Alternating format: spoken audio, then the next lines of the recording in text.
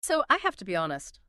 Going through the research for today, it felt less like linguistics and more like, I don't know, a medical textbook from the Middle It's Ages. a bit of a linguistic autopsy, isn't it? It really is. We say things like green with envy or feeling blue all the time, but the origins are, they're surprisingly visceral. Well, that's the main takeaway, Our language is essentially a fossil record. Mhm. It's encoded with how our ancestors understood biology, society, everything. It's not just poetry. Not at all. It's a code.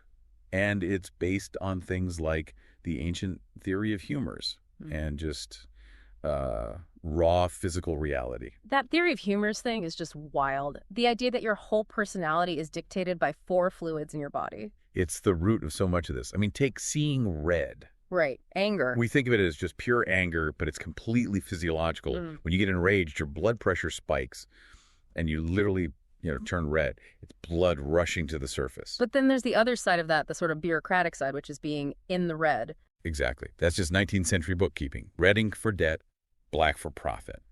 So you get this split: red as a biological warning and red as a financial one. There was a weirder one in the notes for red, though, the red herring. I loved this. Oh, yeah, yeah. We use it to mean a distraction in an argument, but the real thing was so smelly. It really was. Poachers would literally drag a pungent, smoked herring across a trail to confuse hunting dogs. It was a deliberate physical distraction that became a metaphor.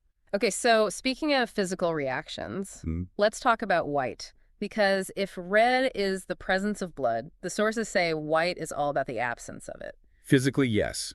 Fear drains the blood from your face. That's where you get white as a sheet. Or even white-knuckled. From squeezing something so hard the blood leaves your hand. And that's likely why a white flag became the symbol of surrender. It signals a lack of aggression, a lack of blood. But the white feather story from World War I adds this really nasty social layer to it. It absolutely weaponized the symbol.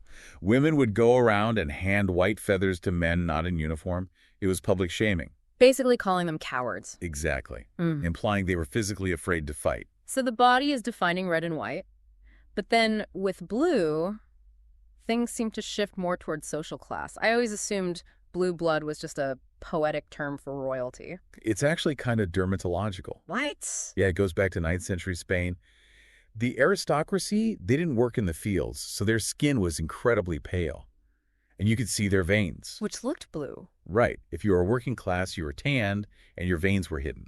So visible blue veins was the ultimate flex, a sign you didn't have to do manual labor. Wow. But then feeling blue is the complete opposite of that. It's not aristocratic at all. Not even close. The sources trace that to the Blue Devils, a term from the 1600s for the terrifying hallucinations people suffered during alcohol withdrawal. That is a huge gap. From Spanish nobility to the depths of withdrawal. And I guess green kind of sits right in the middle of that whole sickness metaphor. This is where the theory of humors comes roaring back. We say green with envy. Which Shakespeare made famous in Othello, right? He did, but the medical belief behind it was that jealousy was caused by an overproduction of bile, black bile specifically. It was thought to give your skin a sickly greenish tint. You weren't just jealous, you were physically ill with it. But green also means new, like a greenhorn. That's the agricultural side of it. Green fruit is unripe. So you have this duality of fresh and young versus sick and jealous. Which brings us to black. We mentioned being in the black for profit, but the black sheep label always felt so unfair. It's not about being evil, is it? Nope. Pure economics again. You can't dye naturally black wool. For the textile market, it was less valuable. A black sheep wasn't a bad seed, it was just a financial liability. So when you pull it all together, we're basically walking around using accounting terms, agricultural ideas, and medieval medical theories every single day. We are. We completely abandoned the theory of humors in medicine, but we kept it in our vocabulary. We still describe our emotions as if they're bile and ink. It definitely changes how I'll look at a red pen from now on. And here's something to think about. Our idioms are built on soot, ink, and wool. So what physical realities of our age, the digital age, will define the color idioms of the future?